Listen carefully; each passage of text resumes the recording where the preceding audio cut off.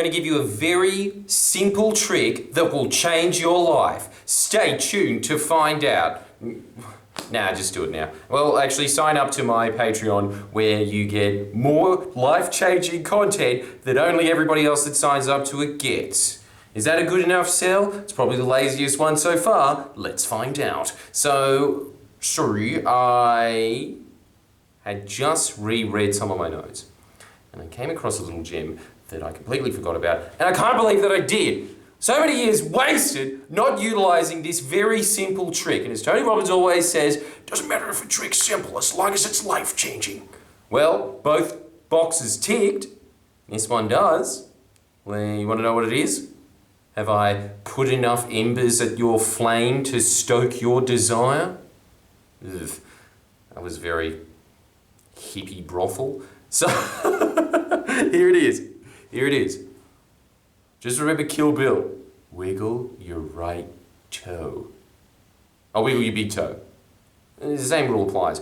Wiggle one of your right toes and then extend that to just wiggling all of your toes, and then you've got the actual thing that we're talking about. But I was just trying to get it to morph in with something that you might actually remember. So let's just stick with that, even though it's not correct. Wriggle your big toe. And then just try and remember this extra step, which probably makes it a hell of a lot more complicated for no reason. Start wiggling all of your toes. Just imagine that these are toes. I don't want to hear any comments at the bottom of, "They're fingers."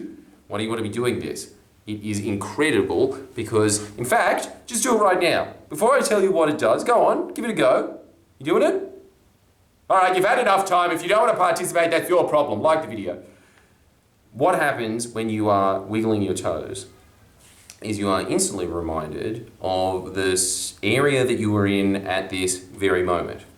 So usually your mind is drifting off into different areas in life. And now, as we've mentioned before on this program, there are some people that don't. Some people are constantly engaged in the present moment. Look at that switch and say, wow, electricity, what a marvel of man. But even that's too removed and abstracted to the moment. I'm just going to look at that light switch and be very interested in it. And you know what, now that I actually am doing that, I am interested in that light switch. Silver and white, now that's style.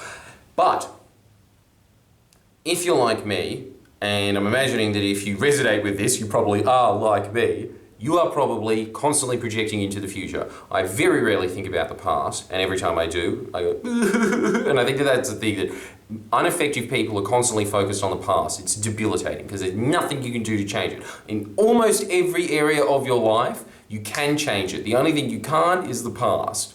But even with the modern miracle that is neurolinguistic programming, that is possible. See the video that I did on that has, as usual, a clickbait title that I couldn't possibly remember, as I just think, yeah, maybe people will click on that. But when it comes to being in the present moment, that is a very useful tool. Why is it useful to be in the present moment? Here we go again. It's because, what an Oprah Winfrey tone. You want to be engaged in the present moment because I think that it just recalibrates you.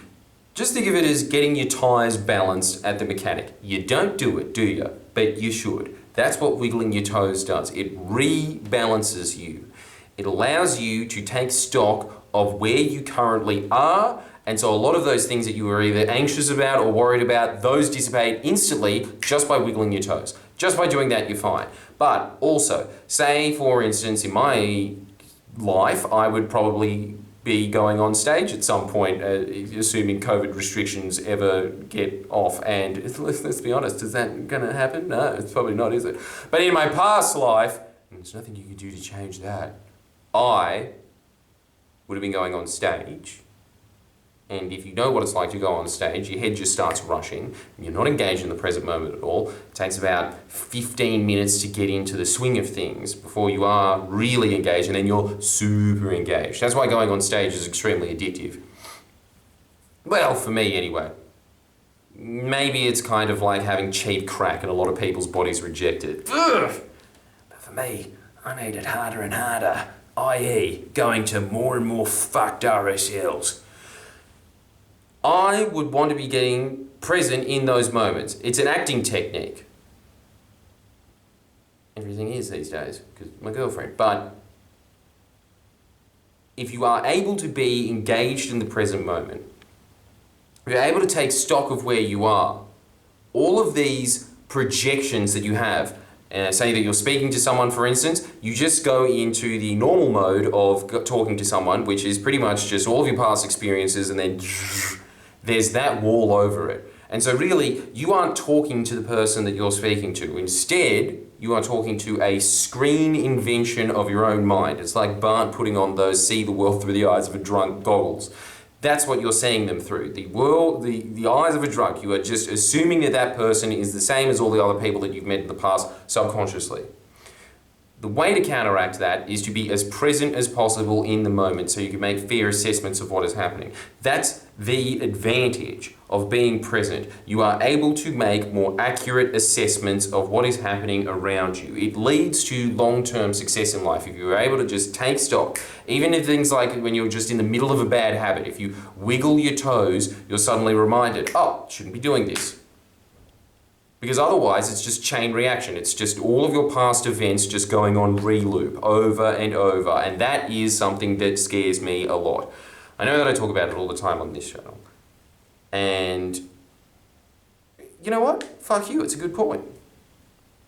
That point is that your life is kind of just a loop. It's a repetitive loop. And as I'll be talking about in an upcoming video about habits, once you have established a habit, that just becomes a part of who you are. It just becomes part of your day. Just like how all these other people that you have peculiarities. What are those peculiarities that you're pointing out in their idiosyncrasies? Even those things, they're just little teeny micro habits.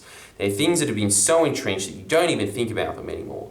You have to be able to think about these things, to catch yourself out in the act. And I've been doing it recently a lot. I've been wiggling my toes throughout the day. I just did it then.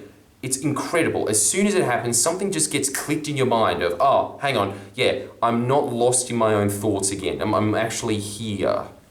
Being here is important.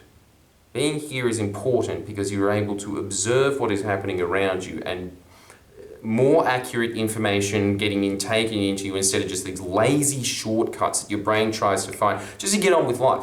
Obviously, it's an evolutionary feat that it does that because it's just looking for things that have kept you alive to this point and saying, good, do more of that.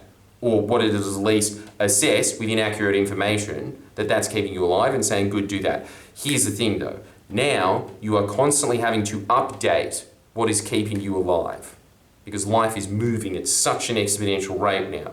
And so you need to be constantly making new distinctions. It really is, if you want to boil down success into its two major components, I do think it's this. It's stick-to-itiveness. It's just the fact that you push longer than other people will, and developing that habit in itself, that is one of those super habits that just is going to serve you best for the rest of your life. You see it over and over, say lawyers, athletes, people that have been trained in the art of discipline, or lawyers in terms of mind athlete, because every time you go into the lawyer's library at your university, they're all sitting there reading. Every time you go into the arts library, it's just a bunch of people playing that monkey balloon shooting game. So they are focused to be sitting on dense, boring things. And so if they do this thing of just in their life being like, oh, I've decided I want to be a comedian, they might be shit at comedy, but they will get further ahead in life because they are able to sit down and focus longer than other people. They are disciplined. But the other thing is athletes. There's a lot of discipline in athletes, and most athletes are dumb as batshit. They're really fucking stupid people, but they get into law like that. And it's because they have that same thing. So there's that, there's the stick-to-itiveness of it. But the other major component of success is constantly making new distinctions, making more and more finite, nuanced observations that this is working, but this part of this isn't working. So I'm going to stop doing that and I'm going to be doing this now. And does that work? And no, that doesn't work. Okay, well, we'll discard that. We'll just keep going forward with this. That's also occurring. I made a few distinctions this week, actually. Now I have got a book where I'm just writing down those little distinctions. I'm at that stage now where I was always talking about these quote journals that you have. I'm kind of making my own. Not my own, but Instead, what I'd always just be doing is just rote learning, regurgitating like I'm some 19th century student, preparing to become a loom weaver. Just sitting there, the teacher says, write this down, and then I do it, and that's very helpful. But now, because I have all these tools so ingrained in me, I'm starting to do it myself. This is actually a little distinction that I should be discussing. Yes. And the way that I'm getting more of those is to be getting more engaged with the present moment. I notice it all the time on my podcast, for instance, or even in these. If I'm thinking about something else, to me at least, it's obvious while I'm speaking. I think because I've gotten so good at talking that I can kind of just run my mouth for hours on end now. I can if I want to. And I have noticed that there are certain instances where my mouth is moving, but I ain't upstairs. I'm off in, to quote a very famous movie, you'll never guess what it is. That's right. Austin Powers 3. No, La La Land. I don't even know if anybody remembers what that was referencing. It was so long. But yeah, I'm off in La La Land. I'm off with the fairies, just dancing around in a little meadow filled with tulips, and each one of those tulips has more sparkles coming out of it than the next. And so the way that I get back into the moment, because this is what you notice with good conversation. It is just about being present. It's about truly listening to what the other person is saying.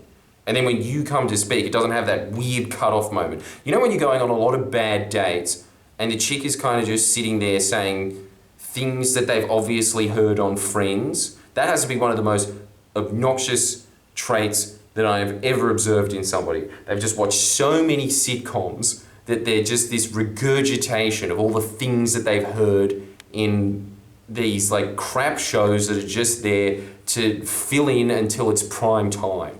That's really what it's like speaking to. It's the grossest feeling on earth to me, talking to someone and them saying, don't go there, touch it the hand. Oh no, you didn't. But then again, I just really hate it when people speak in tropes in general. It really irks me. Because again, it's just somebody who is not trying, even attempting to make new distinctions in life. So this is just the tool, one of the major tools, this tiny, teeny little tool that really is going to help you a lot with 50% of success in life, which is making key distinctions. You want to start getting into this habit. And time for your rote learning, young 19th century Terwilliger. You are going to write that down in your journal or in your little homework book. Just this. Wiggle your big toe. I want you to start getting into the habit of that. Doing it throughout the day. It's not going to take any time of yours. In fact, it will save you hours and hours and hours, I'm assuming, throughout the week, because there's a lot of moments that you will catch yourself doing things that are useless, that you shouldn't be doing. You wiggle your big toe, you recalibrate. I could be doing this, which is more important now. I will see you soon. Make sure that you sign up to become a member, and then I will give you more reminders like this that will be beneficial to you. And for the small investment that you give out, you will be making many dollars in return. And honestly, I'm not even joking when I say that. I truly believe that this stuff is going to increase your bank account over the long trajectory. And the thing is, it was like everything else in life. It starts off slowly like this. You keep doing this stuff 5 years down the track, you'll be so far ahead of your friends and family. And that's what this is all about. Showing the people you love that you're better than them. Right, so do that, like the video, subscribe, send me more comments of you going, I'm just nervous around this girl I like. Bye.